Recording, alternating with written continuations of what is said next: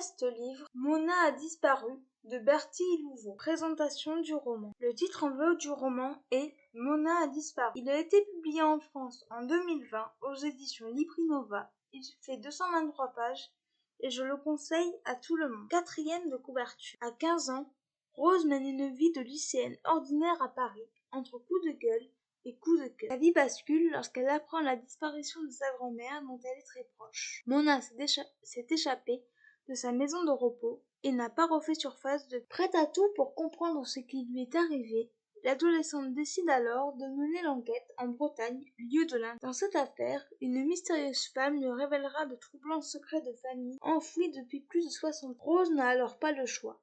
Elle doit plonger dans la genèse de sa grand-mère pour espérer la retrouver en vie. Dans une ambiance rock'n'roll, la jeune fille mettra toute réalité de côté afin de découvrir la vérité. Ce que j'ai pensé de ce roman. J'ai lu ce roman pour le prix des lecteurs Librinova 2020.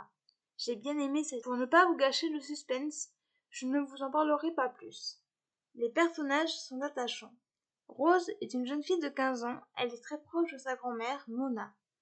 Elle va se lancer dans une enquête pour découvrir pourquoi sa grand-mère a disparu. Luce est une gitane énigmatique. Elle soigne les gens du village.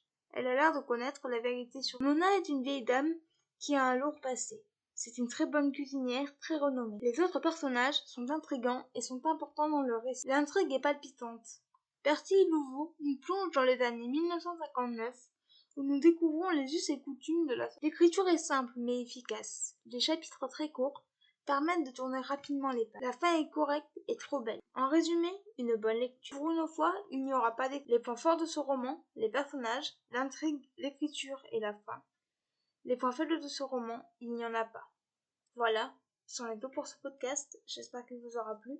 N'hésitez pas à me donner votre avis et vos commentaires sur YouTube, à vous abonner à la chaîne. Et je vous retrouve très bientôt pour un nouveau podcast. Ciao.